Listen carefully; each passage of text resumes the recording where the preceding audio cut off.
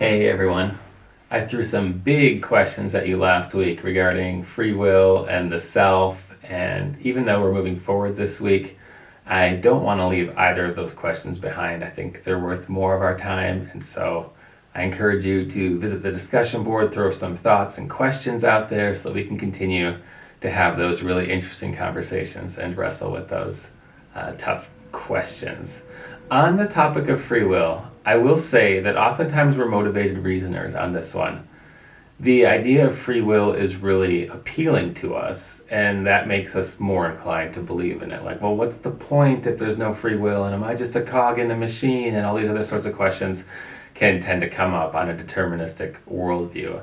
And so for today's readings, I have you reading Jean-Paul Sartre's Existentialism as a Humanism, which is basically the exact opposite of a deterministic viewpoint, right? We have total free will, but, and pay attention to the but, because maybe there are burdens that come along with free will, or difficulties or unanticipated consequences.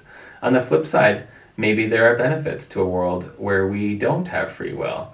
Maybe that means things make more sense in a world of cause and effect. Maybe that means politically and judicially, we can respond more intelligently to crime and transgressions rather than feeling like we have to harm people because they deserve it, or there's just bad people in the world, or these other kinds of viewpoints. Maybe it builds more connection, more empathy, more understanding, and more intelligent responses as we think about human behavior, as opposed to, why is that person being an asshole? Because they just freely chose to be an asshole, and why did they freely choose that? And like, does that really make sense? Or is the story behind human behavior more complicated, and might there be benefits to embracing that?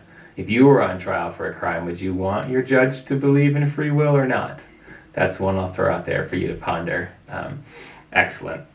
The other thing to be looking out for is this question of what is love?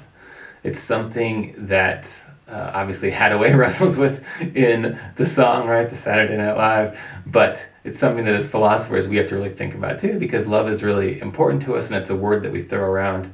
But my question for you is, do you know what you mean when you say it, and do you know what others mean when they say it to you? And I guess the third question is, are you saying the same thing? Right? So you say I love you, someone says I love you back. Have you communicated the same message, or did you mean different things by it?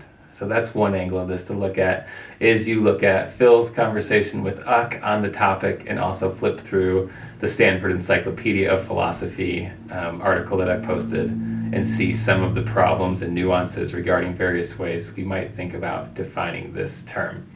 Also, be sure to check out the meditation that I posted for today. It's pretty interesting. So I had some fun with it. I'm hoping to keep things light, quite literally in this case. See if I could put a smile on your face. So please check that out and let me know what you think.